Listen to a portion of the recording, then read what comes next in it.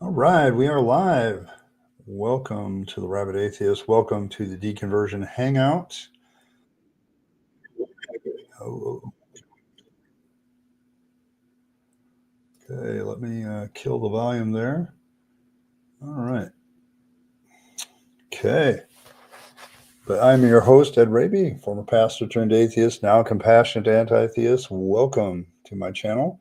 Today is a Deconversion Hangout. Rules are real stringent about commenting during Deconversion Hangout. For you theists in particular, it's a theist-free zone. So make sure that you're respectful, and it's not that you can't comment; it's just be respectful about what's going on. Mostly, I'm here for my own deconversion sake, as well as the deconversion of others, helping people through the process. So, but yeah, we also have some stuff to talk about and other things to talk about, and you do have to be a subscriber for at least 5 minutes to comment. So let's get rid of the drive-bys. So there's that aspect of this stream. So thanks for everybody for coming out. I got a few people coming out. Let's see who's here. Let's see. I Killed Earl was the first one here. So a rare moment for you're usually fashionably late, but not today. Martin's here. Rimmer is here. Wolf is here. All right. Let's see. We got Michael. Michael's here.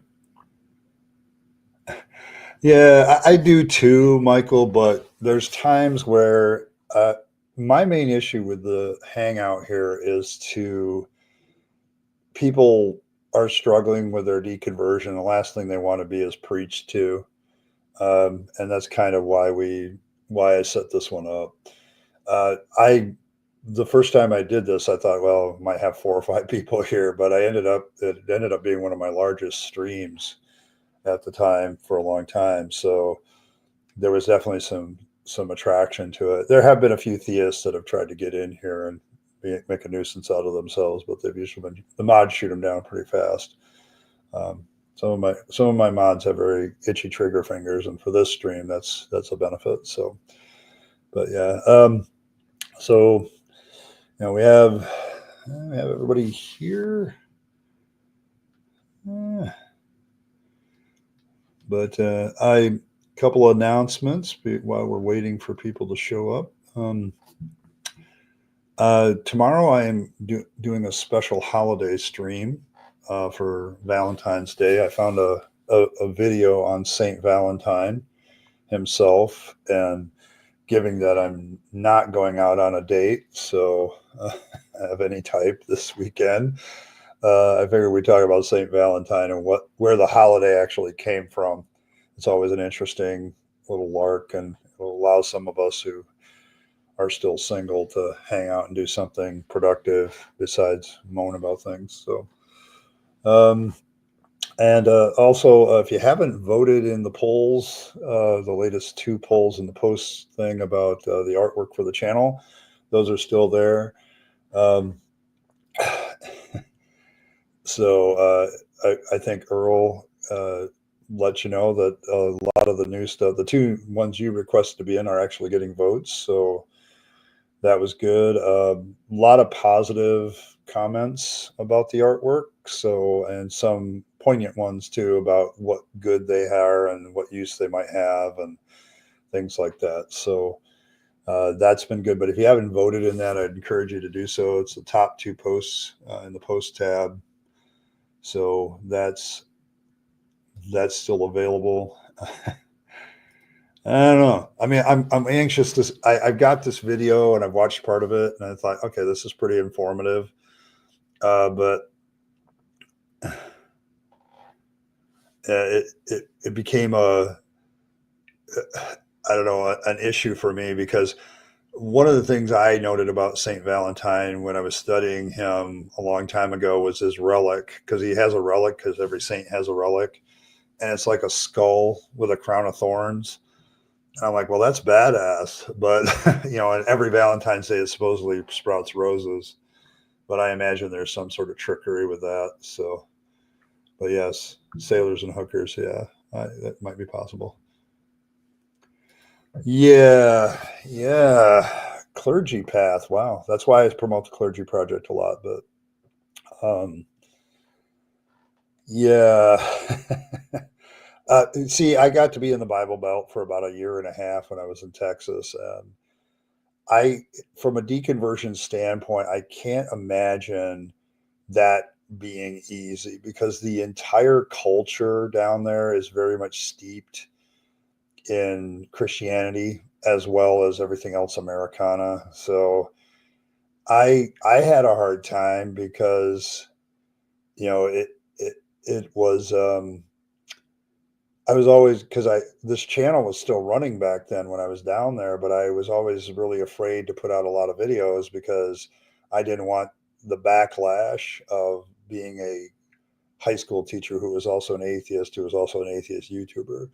So I was always very cautious about that, and probably overly so. But the atmosphere really did bother me. So for those of you in the Bible Belt that are deconverting, you have my greater sympathies.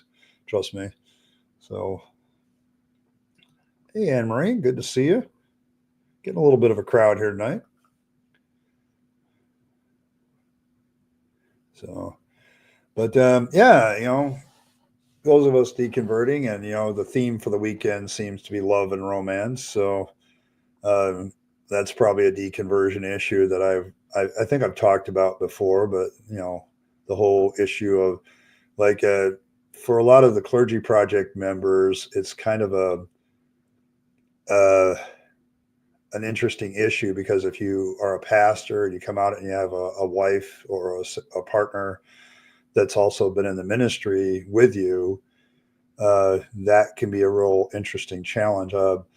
I I think there was a poll done internally in the clergy project once about what happens to couples after one of them decides to leave the faith and stuff like that, and their ministers, and it's kind of a 50-50 thing. Some of them figure out how to stay together as a couple, and others don't. And it can be, for some, it was a deciding factor to get divorced was the fact that the pastor person left the ministry and left the faith, and the other person couldn't handle it.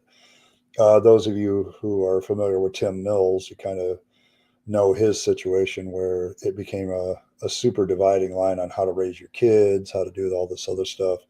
And it becomes a real big issue for a lot of people where they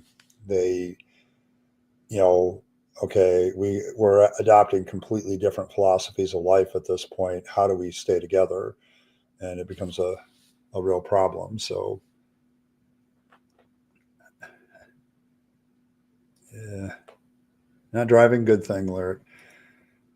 Yeah, it Amory, every once in a while it's interesting to go there. I mean, regular people can't go there for good reasons, but comment sections are always very, very interesting because when people leave the faith, there's a whole family marriage issue there that's almost immediately present. And for me, it ended up catastrophically because we just couldn't, me and my ex-wife couldn't find a way to have a common, focus for our marriage. What are we here for?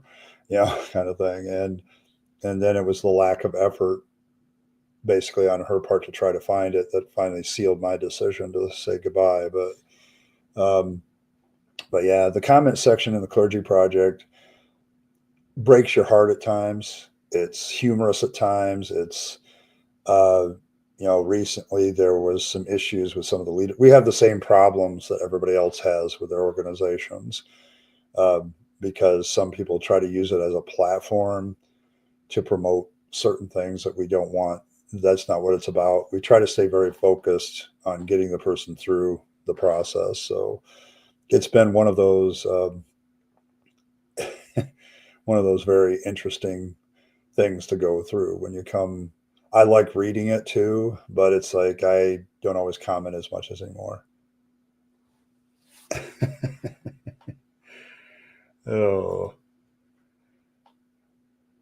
Oh, oh, He's decided to take that title upon himself. Well, that's dude, that's absolutely interesting. No, I'm not a stranger to this though, Wolf, because when I was in the Pentecostal church in the Michigan district of the Assemblies of God at the time, Detroit World Outreach, like one of the biggest Assembly of God churches, decided to go independent. Okay, and they voted themselves independent, and they were following the pastor who renamed himself the apostle of the church. So, um, and so I very much understand how people can label themselves these titles as if they've earned them. It's one of the things that if you leave the faith, did anybody else notice? You know, like I was a pastor, I noticed it immediately. Like you realize how some titles in this world are just given and nobody really earns them. Yeah, apostle, pastor, prophet, evangelist. Yeah, those are unearned titles. So,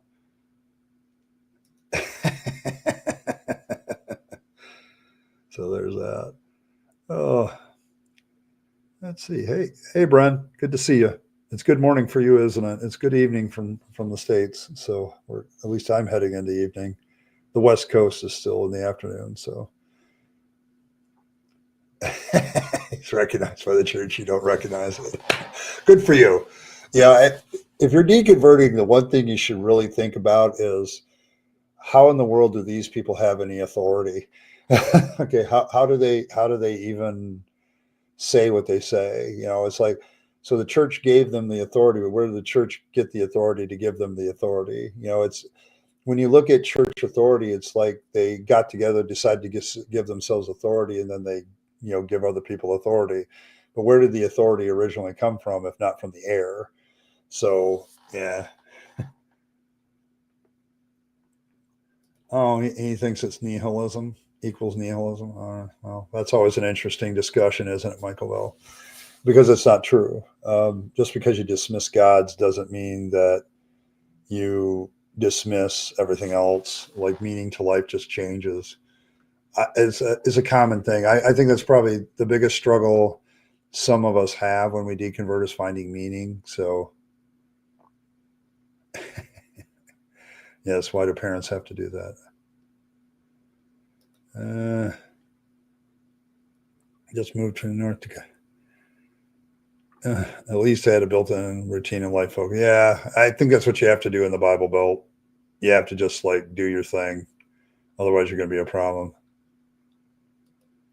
Your dad was promoted to apostle, and because my sister is an influencer, we are still all made to feel guilty about it to this day. Oh, I feel you, Zaza.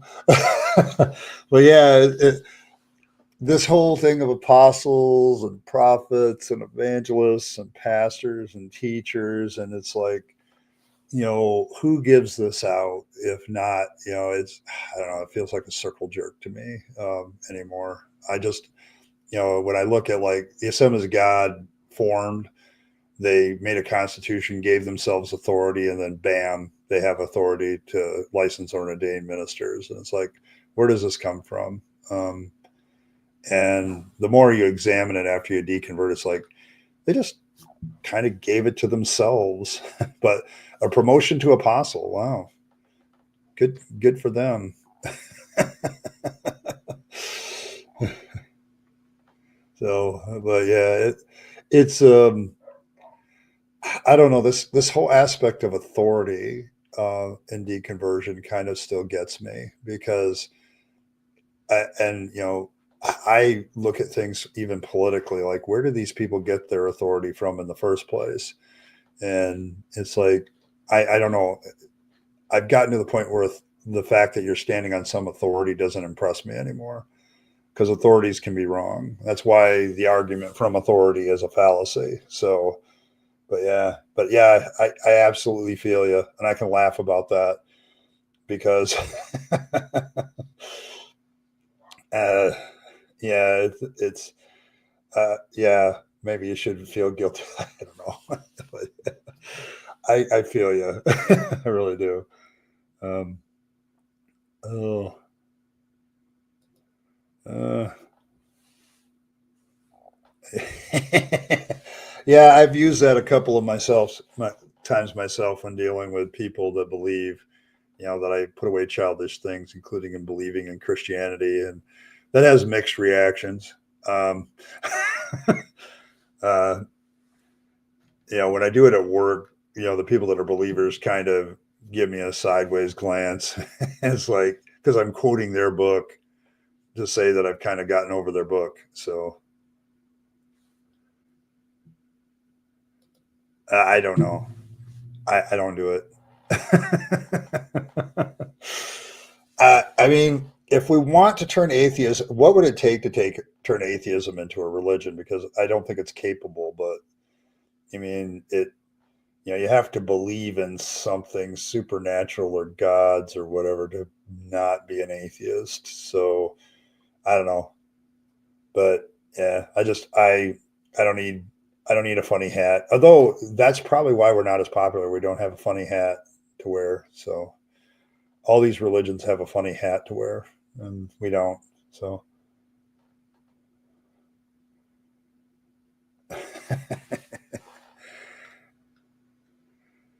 oh yeah, we can choose our own meaning. That's one of the things you learn as an atheist is, I can give meaning to myself without an external authority telling me so. Yeah. Okay. Yeah, it's 6 p.m. Moving along here. So yeah, no authority is divine anymore. And that's kind of, once you get that into your head, you kind of look at every leader that claims some authority with suspicion. So, and that's cool. So there are so many questions that I'm not going to ask with that comment, though, Earl, but I'm doing fine. I need a Darth. I have done Darth Rabbit on this channel before. I actually have like a robe, hood. I've got my lightsaber. I think it's still in the corner. Yeah, it's over there in the corner. Um, but I have done that before as kind of a special. I usually do that in May, like May the 4th. So I'll probably do it again this year. But yeah, Darth Rabbit does exist. Um, uh, he does. He is here. He comes out. The Sith in me does exist. So I've always thought that the Jedi were a very strange cult. Okay, so you steal kids from their parents. There's a lot of things to not like about the Jedi. So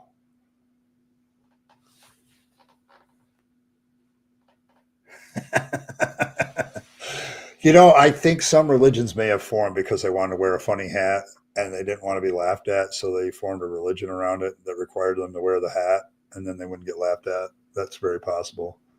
So now, see, love to have a funny hat. See, dresses, yeah, dresses. It does make you wonder because a lot of these religions still wear robes to this day. Like monastic orders still wear robes. Priests still wear robes. I often wonder if that's why some people go into the priesthood because they don't want to wear pants anymore. So they don't believe you. That's sad. That's sad.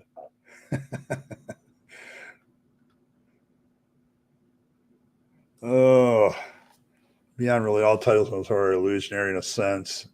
Okay, so yeah, pretty much. I mean, we create them, to identify a person. So yeah, mine's just starting. I only have one more night at work though, and I get the weekend off, so I'm relaxing. But yeah, Brent, this is something that I think deconverting because religious authority is a little bit weird in the fact that it claims to come from God or some sort of deity or some sort of spirituality or something to that effect. And the big difference there is then like political authorities, yeah, the titles are kind of made up too, but they're meant to fill an office and they actually, have some real powers. So But yeah, if people decide not to respect the authority of the government, like in mass, then the government kind of loses its authority. So yeah, the thing about it, losing community in the Bible Belt, I saw this a couple times where people did leave the faith or left their church. You know, they weren't like becoming atheists; they just left the church because they didn't want to be a part of it anymore.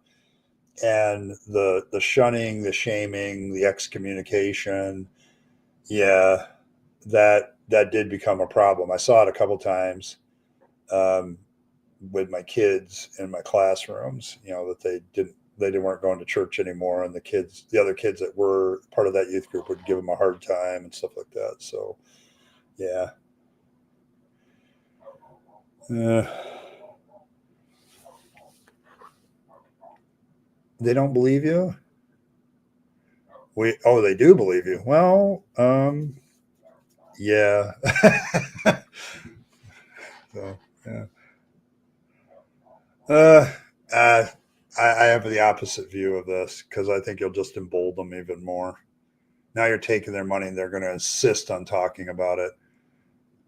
If you really want a solution to this problem, tell the IRS to develop some testicular fortitude, because that's the real problem right now. The laws are fine, it's they're never enforced. So, but yeah, the moment you start taking somebody's money, and the moment the state steps over the state church separation line, yeah, I think you're going to end up with a problem. I think that solution actually creates more problems than the current state. But I understand the sentiment though, because there's a lot of people. I also don't think it's going to be a tax revenue boon like everybody. With the churches shrinking, it's not going to be as much money. It's going to shrink as far as money. You're going to get the mega churches, but they'll find a way out of it. Okay, they'll just make themselves for-profit corporations, and then they'll just pay capital gains and be done with it. So.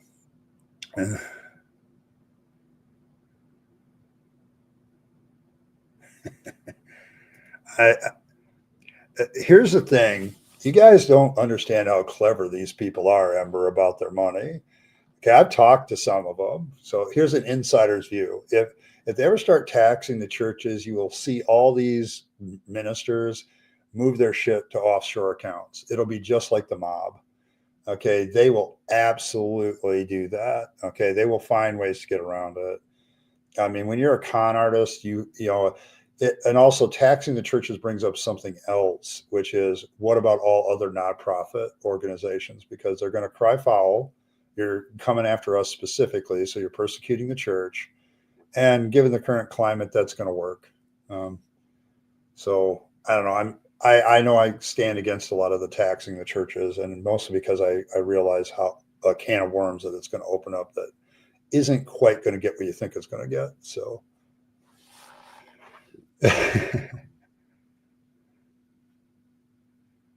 uh, I never had a debate with Jim Bob, so he's lying. I've never debated him. So if he's claiming that he won a debate with me, I'd like to see footage of that debate. Yeah, as far as I know with Jim Bob, he's, if this is some, I never had a debate with him. If it's Jim Bob himself, he's lying. Okay. If it's somebody else, they might be misinformed, but I've never debated Jim Bob. I'll explain my relationship with Jim Bob, because it is a deconversion issue, actually, because he started off pretty nice, actually. He came through the door. I reacted to one of his videos on atheism and said it really wasn't about atheism. It was more a reaction. I basically say he reacts um, to hard determinism, but I'm not a hard determinist. So I'm a soft determinist. So it's like, and so it really didn't affect me at all. And then after that, it went downhill from there, because I basically pointed out all his flaws by taking all his videos against atheism. I've never debated him, but you can probably find the playlist Dealings with Jim Bob. I think there's 4 or 5 videos in it, and you can play it for yourself. And that is, he got on, he was rude, he started calling me names, and so I blocked him, and he's been blocked from the channel ever since. and I've had very little dealings with him since. So, other than to have to, I know that he's created a video spoofing me, and you know what I haven't done? I haven't watched it. So it's like, but yeah, yeah, but it. So what would happen? Okay, the whole thing about taxing the churches also calls into question the whole nonprofit aspect, and there's a lot more things that are nonprofit than churches. So you change the rules there too. It's a can of worms that I don't think it's politically viable to do. Okay, I don't think it would work. Mostly, there's too many religious people in this country that you'd never get a vote on it in Congress, and even Dems would not side with it. So, and you're going to end up, I'm speaking as somebody who has a political science degree and know how this works. You're going to end up alienating a lot of allies as well as friends with that one. I would rather say, tell the IRS to develop some guts, develop some courage about when people violate the rules, to enforce the consequences of violation, which is to make them not, you lose your not-for-profit status. Okay. And now you have to file tax returns like a corporation. So you can get the churches taxed. You just have to enforce the existing rules and get them to violate. And by the way, Amber, welcome. Appreciate you being here. I think I missed that, but yeah. So yeah, you and me both, Amber. Yeah, yeah, yeah.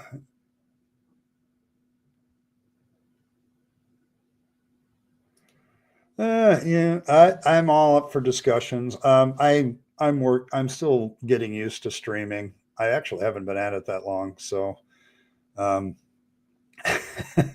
so there's that. But yeah, I'm all about discussion here. Okay, I'm not a big fan of somebody preaching at me. The Deconversion Hangout has very strict rules for a reason, because sometimes us atheist non-believer types would like to have a conversation without being interrupted. So um, yeah, I mean, I had that discussion in my last live stream because of debate me bro kind of attitude, and I don't do debates. So if anybody says they've debated me and beat me, yeah, they're flat out lying, because I don't do debates. So it's not my style. Okay, I'd rather take somebody's video that they've produced, look at it, and come up with a good intellectual response that's well thought out, than debate somebody. Because I know that there's like the apologists out there, they think if they win a debate, there's that. There's, they think that they've proven their truth, and that no. I just don't get it. That's an emotional kind of thing, and I just don't get their emotional need for that. But yeah, see, the conversation came up, left-handed Jedi, about the Jedi, what kind of crazy cult they are. Okay, I mean, they do take kids from their parents. There seems to be a really strict dogma. Maybe you can speak for them. So, oh my gosh. Oh, they try. They try to make me. The problem I have with determinism, anyway, is on a practical level. So what? If it's all determined, I'm never going to know that for sure. And there's no way I can know all the physical, chemical reactions to know what would be determined anyway. So I still got to live my life. you know, I still got to make decisions. So, um, hey, Dave, good to see you. I almost mentioned you in a comment today when somebody was talking about mythology, and they mentioned Bigfoot. So I almost got there, but the conversation ended. So.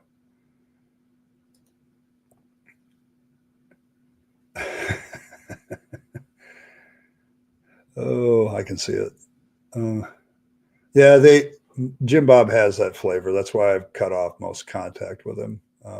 Other than I was on BS Lewis's stream oh gosh, a couple of weeks ago, and he showed up because BS doesn't block anybody. But and he of course had to make some remarks about my looks, and I often wonder with Jim Bob somehow if he's secretly attracted to things he's not supposed to be attracted to as a Christian. So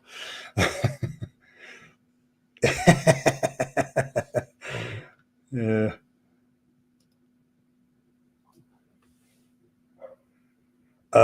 The reason we don't talk to Jim Bob anymore, I don't know. You're an insulting dick that lies. How's that? I normally don't name call people, but he's earned those. Okay. I've I would label him, Dave, as the presuppositionalist apologist shock jock, and now he's coming to terms with what a shock jock becomes. Nobody wants to talk to you. Okay, because it's not about dialogue and interaction anymore. It's about how can you shock somebody to get people to watch your channel. And I just don't want to be a part of that. So yeah, he's blocked. Yeah.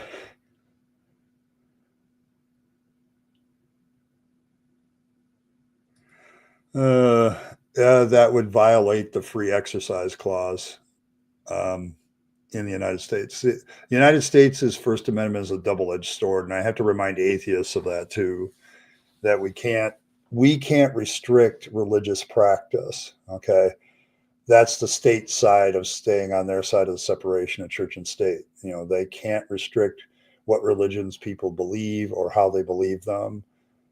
Um, uh, and in a sense, you still don't have immunity to break the law. And there are laws about not-for-profit corporations. Like if you start doing certain things political, like endorsing candidates and stuff like that, like if a regular like not-for-profit organization starts endorsing a political candidate, that is a violation of the law about nonprofits. Okay, so it's the same. The laws are in place. It's just the state never enforces their part of it, where they can strip people of their not-profit status. Okay, even now. So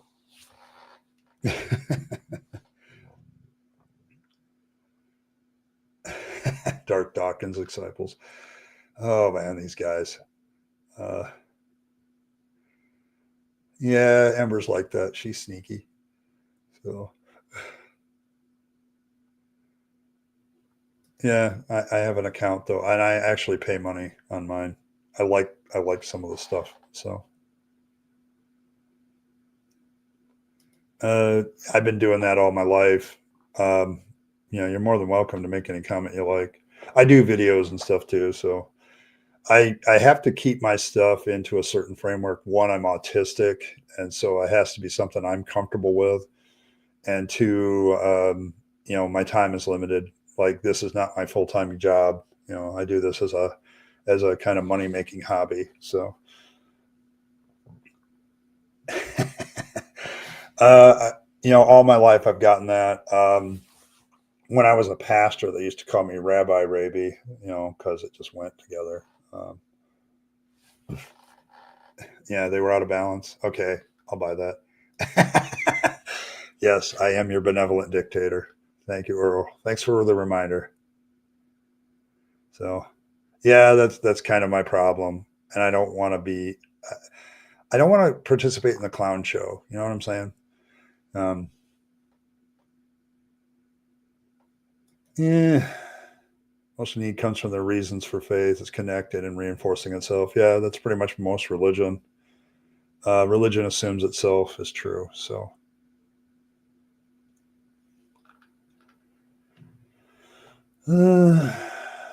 both parties leave with something to think on. I don't think any winning is a thing. Yeah, they make it a competition, but the thing about every time I've talked to a pre-supper about debating, they're like, "I would destroy you." It is about winning to them, and I guess I would accept a discussion debate if it was actually about coming to some sense of the truth. But because I'm going to deal with a comment here in a minute, but um, I just don't see the point. Okay, don't get me wrong. I've watched a lot of debates and come away with a lot to think about. like you say, but I don't think that it really does anything else. So, um, um, declare they won against other, but they're leprechauns. I've never seen it. Yeah, me too. Yeah, I mean, honestly, if theists want to win, just give me good evidence of your deity.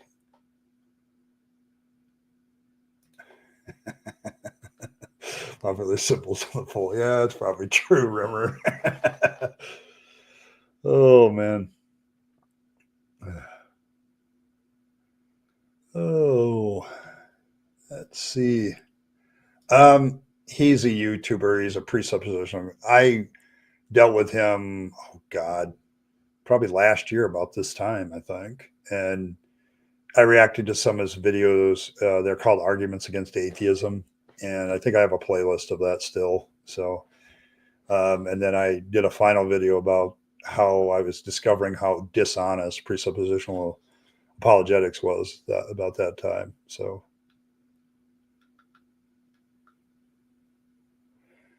let's see.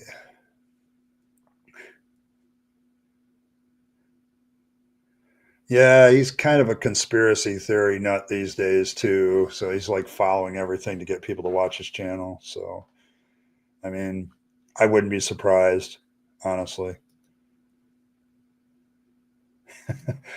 Well, okay. Actually, I do a series called Questionable Witnesses where I'm basically teaching the life of Christ as an atheist.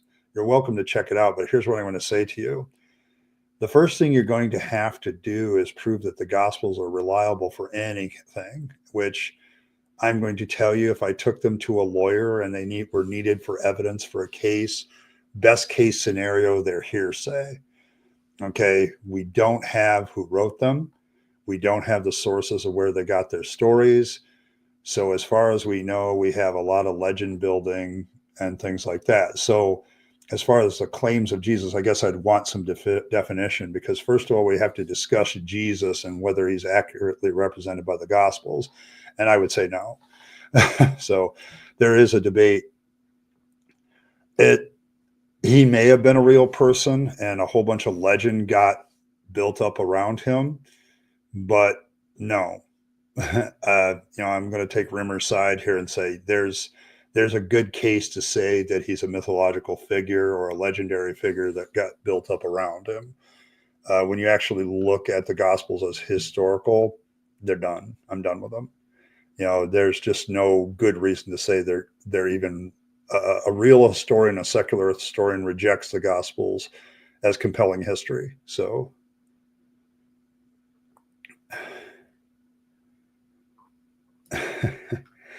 uh, yeah, the problem with apologists is they always want to make the word subjective about touchy feely, and they don't understand the moral philosophy definition of subjective, which is mind dependent and dependent on the existence of some person. Okay, and in divine command theory, I point out to them that's still subjective, but they don't get it, so they think it's objective. Yeah, I can imagine. So I can imagine. Yes, I am, and I am very familiar with Jane Warner Wallace. I've done a video on him, and recently, probably about a year ago, Prophet of Zod did an expose on whether or not his claims as being a cold case detective at the time he embraced Christianity were even true. So I haven't seen him as much lately. Maybe it's because there's a lot of questions as to whether or not he's even authentic. So, but I have dismissed most of his claims because let's put it this way, there's police out there and other detectives that go against J. Warner Wallace's methods. Okay, because all of a sudden, eyewitness testimony becomes credible when it's about Jesus, but it's questionable when it's about a crime. Okay, he plays that game, and yeah, I've dismissed him pretty much. I've read some of his stuff, and he's very pre-suppy. like he defends by counterattack. You wouldn't have found this channel. Oh, maybe that's what a reason for some of the influx of subscribers and people. That's good. I'm glad I know I got into his craw when I banned him. And I know I got into his craw when I said some of the things I said about his videos. Like they were, shit. I pointed out to him that he didn't really know what he was talking about sometimes. And I think that really pissed him off. He wanted to debate me live and I turned him down. And I think that pissed him off too, because I wouldn't do it. He was reacting to one of my premieres live and tried to bait me coming over there and talking. I was like, well, that's nice. Good for you, bro. And, and went along. And I think that got into his craw. So, he is not credible. Sorry. He says that after examining the case of Jesus as a cold case detective, that's when he converted to Christianity. But given the history of his law enforcement, there's no way that that's possible. He wasn't a cold case when he was detective when he was 35 years old, when he says that happened. This is kind of a scandal for J. Warner Wallace in the fact that his origin story and his stuff about being a cold case detective at the time, which is something he's claimed over and over, is not true. Okay. So like many apologists, he made up his backstory. So there's that. Yeah. That's why we know Paul was a real dude, probably. But yeah, but he's the earliest stuff about Christianity. And I think Paul is more responsible for creating Christianity than anybody else. So yeah, Apologia has tossed up J. Warner Wallace several times. Prophet of Zod was the one who broke the story about him, because Prophet of Zod put together the timeline of what J. Warner Wallace says and what actually can be confirmed, and they're very different. So, yeah, I dismissed J. Warner Wallace as a credible source a long time ago. And his cold case work is kind of shoddy. So, no. But let me save you some time, Brandon. Whenever I hear there's a new apologist, I know that the apologetics is going to be the same shit, different day. I hate to be that rude about it, but apologetics, when I was a Christian, was very disappointing to me because, it's what led to my deconversion. This is Deconversion Hangout. So I'll tell you how apologists helped with that. When I would listen to apologists, I would go, this is shit evidence. Okay. Like this wouldn't hold up in court. I also, because I have a biblical studies degree and a theological studies degree, and I've studied the Bible in depth and the theology and apologetics surrounding it, I realized how poor, like the arguments for the existence of God are very poor. They beg to question almost all of them.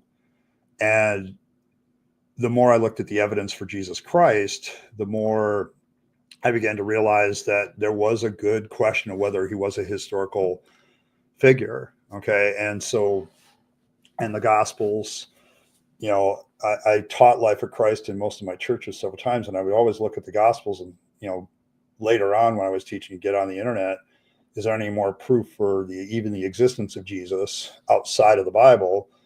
And no. Okay. There really isn't. You have the one historian that mentions him, but it's like he's just repeating what he's heard from Christians. Okay. He hasn't done any historical work on whether Jesus actually existed. Yeah. So it's like, the more you look at it, if you want to be really objective, I think you would probably have to try to prove that Jesus Christ existed beyond a reasonable doubt. And I'm sorry, there is a reasonable doubt. So, but it doesn't matter which apologist it is. Every time somebody says, hey, go check out this new apologist, he might have something for you. It's the same old shit repackaged. Okay. There have been no new apologetical arguments for, I would say, at least 50 years. And the ones that existed are pretty poor. There's a reason why all of us deconverted, and it's because a lot of us, the mistake you're making is to assume that I haven't looked at all of this stuff. Okay. I did look at all this stuff, and that's why I'm deconverted. The more you search this stuff out, you know what you find? You find the professor behind the curtain pulling the levers on the Wizard of Oz, and then you can't unsee it. So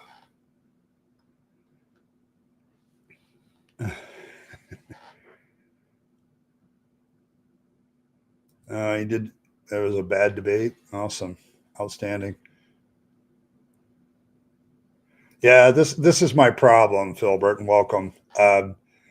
Every time I look at somebody who tells me there's new apologetics or new that or none of that, and I look it up, it's like, this is the watchmaker argument. This is the ontological argument.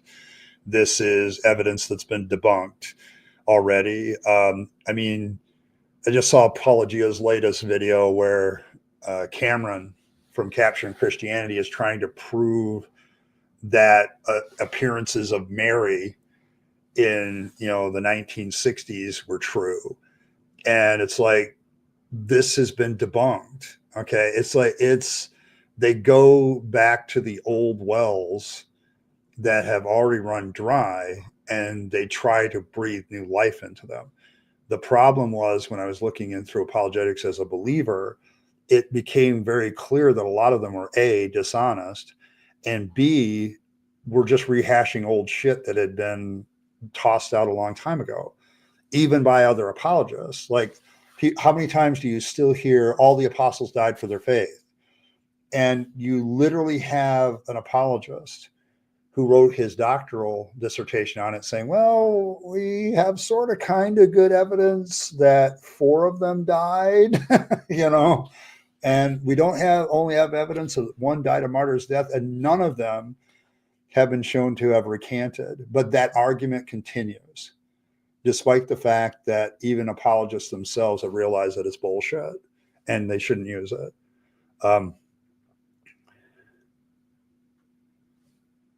Well, that's too bad for you. Maybe you should look at his stuff a little bit deeper. But yeah, I'm sorry. He has done a lot of good work, and most Christian scholars don't argue about the facts in his videos.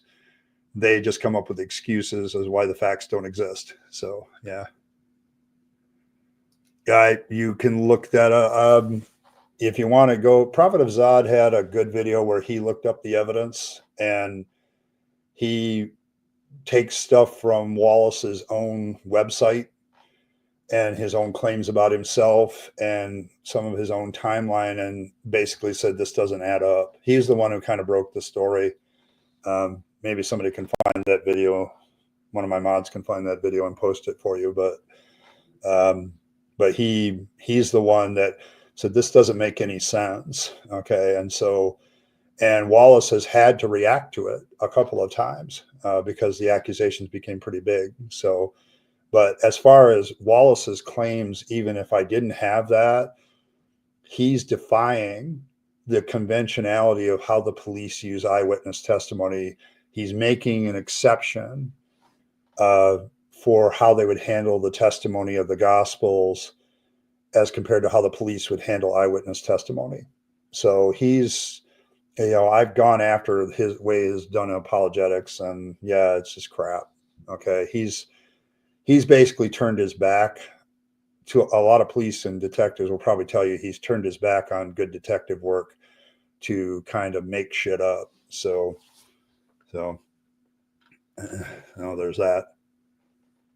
Yeah, Bart Ehrman is a regular. Yeah, I used to hate Bart Ehrman. Now I kind of like him. So,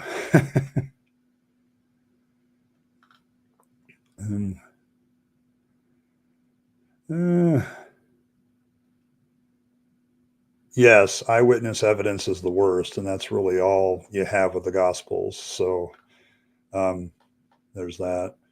Yeah, so good to see you. Hope you're doing well.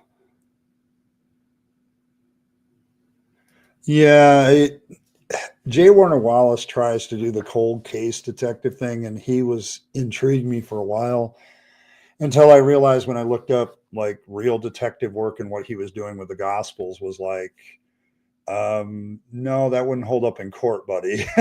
Yeah. And so, I mean, but he's been reacted to many, many times long before the scandal came out that maybe he's not all that. So, I'm not the one that makes that claim. There are historians that make that claim. And I'm not making the claim that he didn't exist. I'm just saying that the people who say he didn't exist have a case. There is a guy with a doctor. There's several people with doctors in history that will tell you that whether Jesus existed is a questionable thing. Okay, I think maybe there was a Jesus of Nazareth who a bunch of legendary development happened around. That's very possible. So, yeah. So it's you, dude. You have to look up your facts too, because just to assume that Jesus existed, there's more evidence for some mythological characters of their existence than Jesus in some cases. But the only two secular sources or other sources that people taught about Jesus's existence are Josephus, which we know has been altered. Even Christian scholars acknowledge that that testimony has been altered by somebody later. So you can't really, you have to put a big question mark over it. And the other one was a Roman historian whose name escapes me at the moment, but all he does is, regurgitate the claims that Christians were making, really. So that's what you got. So, you know, I'm sorry, there's plenty of mythological characters that don't exist that people thought were real. So you can't say that that's impossible. So, yeah, he's kind of on thin ice, Earl. I mean,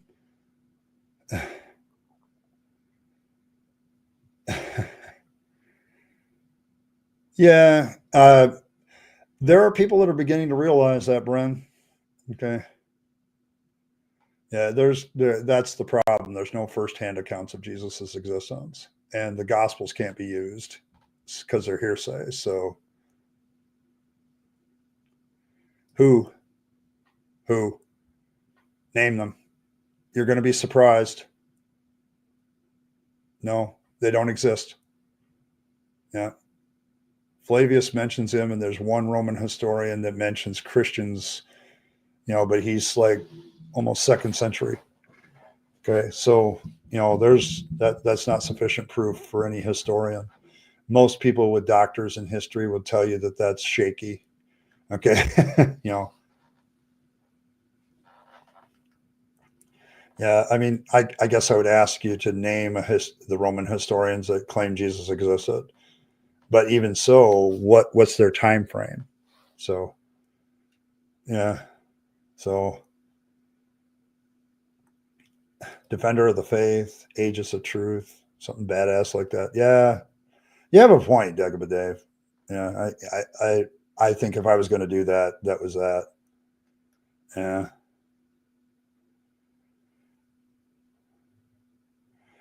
Yeah, if there is the historians that give a nod to the possible existence of Jesus say exactly that. Okay. Um, that the figure in scripture may be based on one or more people in history, but you're right. It's an absolute far cry from Jesus existed. You know, uh, my whole deconversion centered on the fact that I studied the life of Christ and I studied the historicity of him. And the more I studied, the more I realized how questionable Jesus's existence actually was. And that's when you begin to go, you know, downhill. Paul claims, but Paul never makes the claim that he actually met Jesus. And his only claim is that he saw a vision on the Damascus Road, not the actual Jesus. If you read if you read his accounts, he doesn't make that claim. Okay.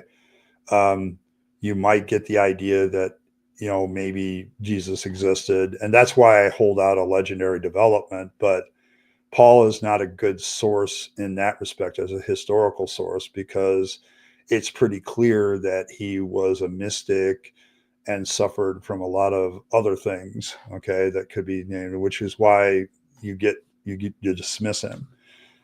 He doesn't. Paul's writings that are authentic kind of indicate a very apocalyptic minded person, but he never indicates that he actually met Jesus himself. So, oh.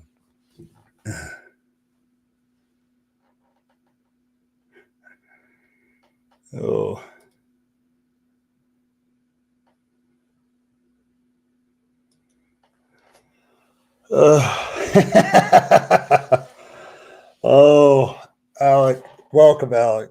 But yeah, I hear you. I mean, I do this all the time on this channel. Just think about it. And the best thing I've ever done, I think, is like, okay, you don't accept arguments from X faith. Okay, why? Well, then why don't you apply them to your own? You know, no.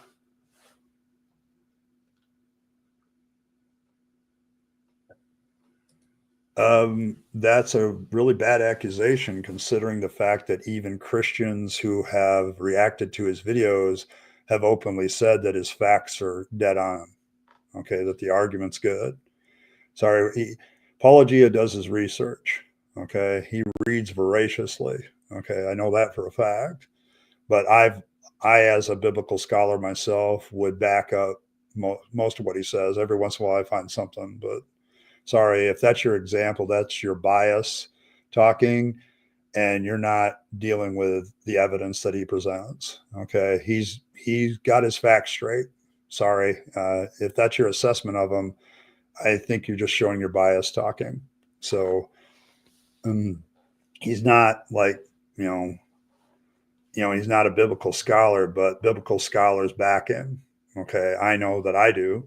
Okay, I know that he's got most of his facts straight. Like his video on who really wrote the Gospels is dead straight on. Sorry, you may not like that assessment, but that is the facts and evidence about the Gospels, and he does good work. Sorry, you just I think the reason you don't like him is because he challenges your presuppositions, and that's the reason why most Christians don't like him is they have excuses of why the evidence doesn't exist. But there's that. So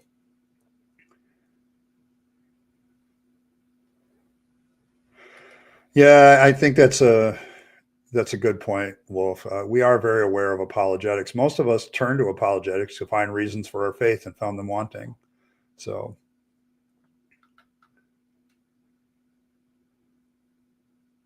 yes, neither one of them were born when Jesus actually died. So they're hearing their accounts secondhand, third hand too.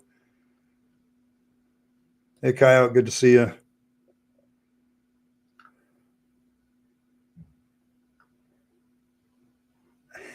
Good. Yeah, it's about time. I mean, this is not the place for that. If he wants to come to Rabyd Fire or other streams, that's fine. But I'm trying to hang out with my friends because I have my own deconversion issues. Like we're coming up on Valentine's Day, and Ed's autistic self is having troubles with the holiday. So,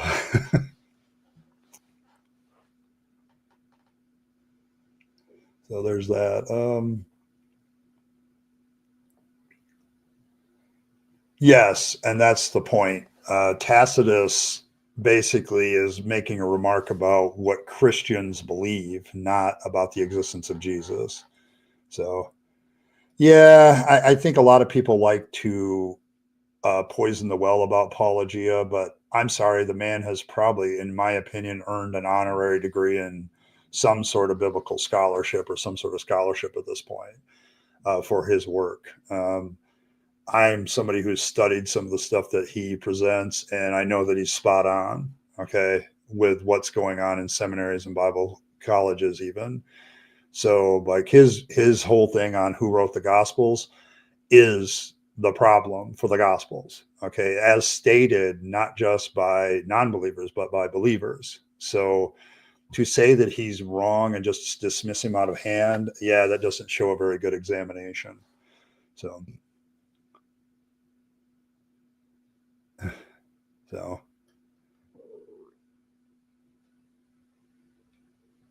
Yeah, I mean, Paul kind of says he saw a vision. He doesn't say that he actually saw Jesus. So, yeah, Flavius has a forged problem. That's correct. Yeah, he just mentions the cult of Jesus and he doesn't go he's good proof that Christianity existed at the time. He's not a really good proof of that Christ existed at all. And that's the problem.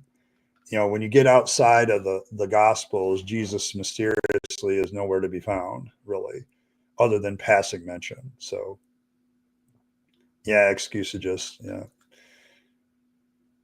Yeah, thanks for reminding me. Yeah, hit the like button, guys. Always helps me get me noticed. Although we're doing pretty well tonight. So, the thing is, when you have confirmation bias as a believer, you weigh the evidence a little bit more than what it is. So, there's that.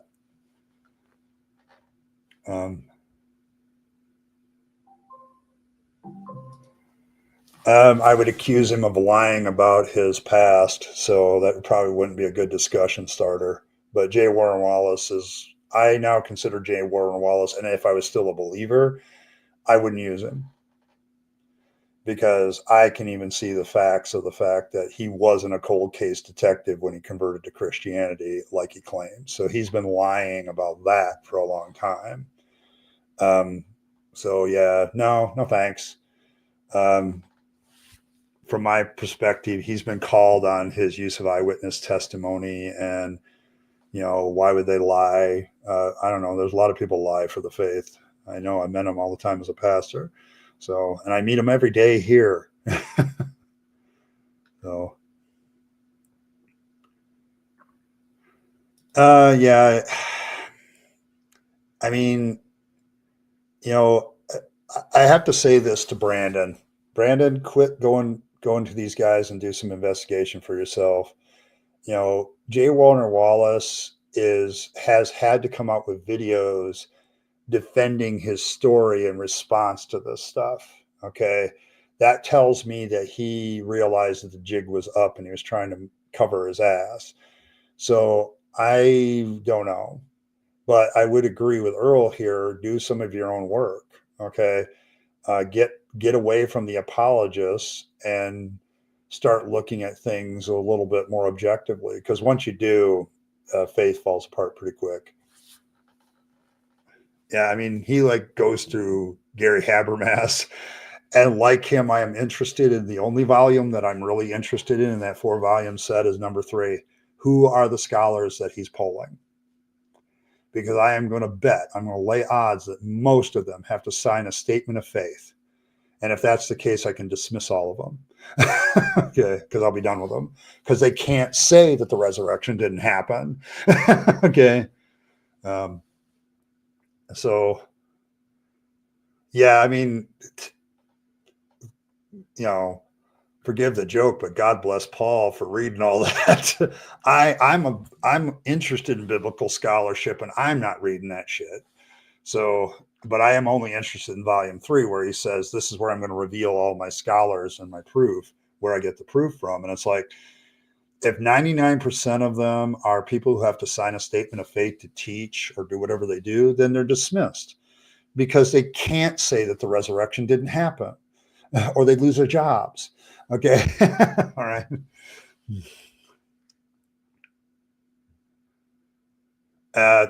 Aaron, yeah, I've had my contentions with Aaron when he talks about the Bible. He misses stuff, but yeah, there's a lot of good. Yeah, his Bible knowledge is questionable at times, which is why I think he does Bible studies with other people that do have that knowledge.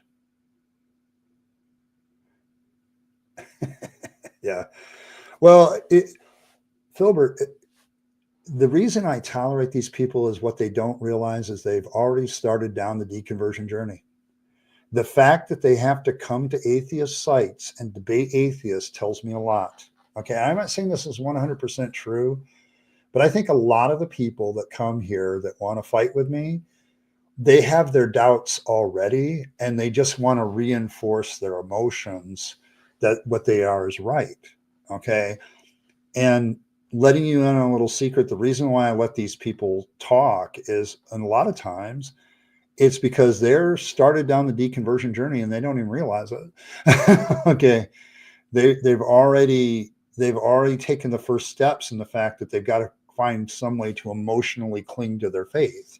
And so they get on here and they insult me and I beat that rabid atheist in the debate or whatever the hell they want to say. And it emotionally reinforces their faith. But then I remind them, well, that doesn't prove a damn thing. Okay. Congratulations. Oh, man. I don't know. See, the plan for this weekend, folks, is tomorrow I'm doing a Valentine's Day stream for those of you that can make it. For those of us, and I'm playing a video about the history of the holiday and Saint Valentine Day himself. So, which he is more confusing in many ways than many of the other saints. So, so yeah, where I go to Aron Ra is biological knowledge. He knows his paleontology, and that encourages me because as somebody who was a creationist for so long, somebody telling me the truth is a lot more nice. But yeah, he needs it, but he needs biblical content experts around him so to help him. But yeah, so the rest of the plan, and Saturday I found a video on Christian dating advice because I thought that would be hilarious to do a live reaction to. So, so there's that. So we'll be doing that this week, and I'll be live streaming most of the weekend. So all at 6:00. So you guys can 6:00 U.S. Eastern Standard. So whatever that is for you. Yeah. Oh.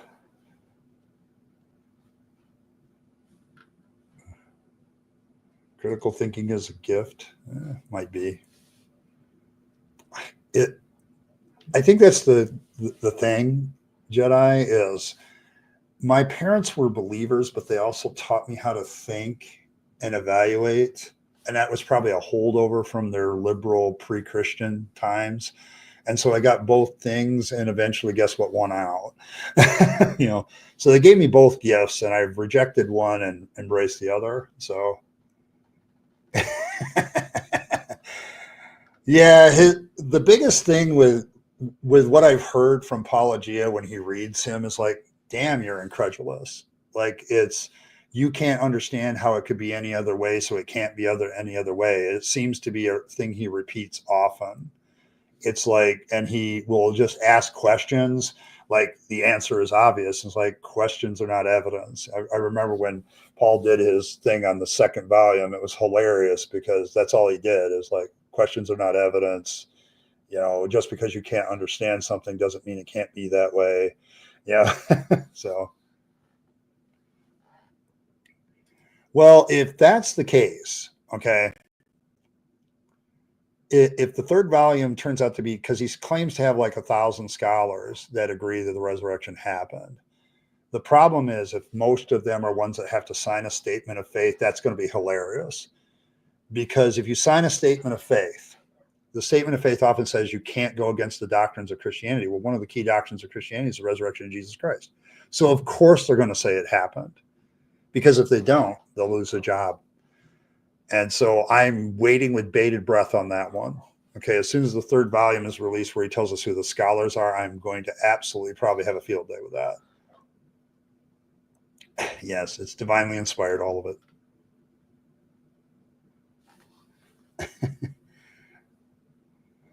I know why Habermas wrote this, okay? And it's really a pastoral thing, okay?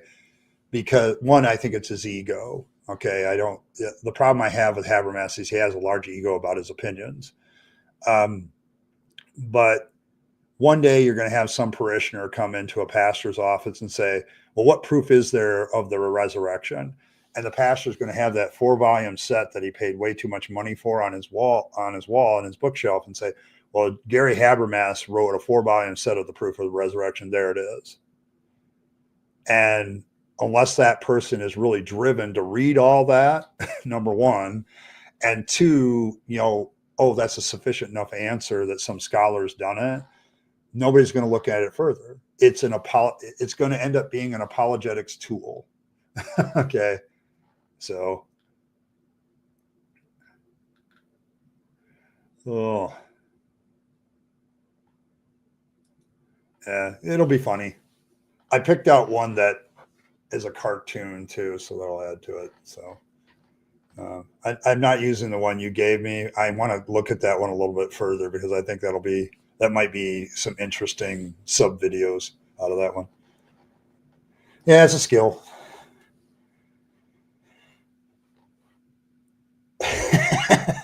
Why am I not surprised? There's a lot of stereotypes, Michael Wolf, about Germans, like your language. Like it sounds like you're angry just speaking. Okay, it's like, yeah, but the fact that gift in German means poison doesn't surprise me either. Yeah, knack. There we go. Uh, yeah, maybe, but Christianity has some general things that have to be upheld. I mean, Paul is right in his letter to the First Corinthians. If Jesus Christ didn't rise from the dead, we are of all men most miserable because we're based completely on a lie. I mean, I point that out to Christians that Paul says that. Okay.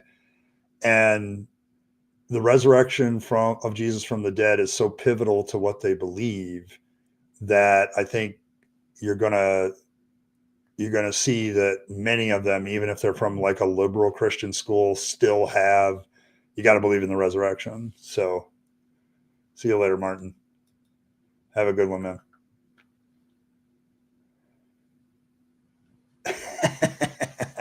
That's probably true. I haven't read either one of them, but yeah, it's probably true. Oxymoron. Uh, you know, um, I graduated from two Christian organizations, and they're both accredited. So that's why they had to teach the stuff that wasn't as flattering to the Bible or flattering to Christianity. They had to, in order to be accredited, you have to like do all sides of the story. Yeah, yeah. So, but yeah, they gave good education. I mean, I had to learn how to write, and all the general ed stuff is still pretty good. So, you have to be if you're going to be accredited. So, it's all the belief in the mythology that becomes a problem. Yeah, yeah, yeah. It's looking good for what you liked, Earl, isn't it? Looking good. But yeah, I'm going to sign off here in a few minutes. Got to get ready for work and all that. It's my Friday, but still got to go do it. And I'll be hanging out tomorrow on the Valentine's Day stream at 6. So just come one and all. I got a video about St. Valentine. So there's that. But yeah, if you haven't voted in the polls about the artwork yet, the top two posts in the post tab are the most recent ones. So there's that. And, make sure you vote in that. I'm going to hold those up until I get, good sample size. So, uh, so there's that. Yeah, I now use my education I got from my Bible college and my seminary in ways that they would not approve. Okay.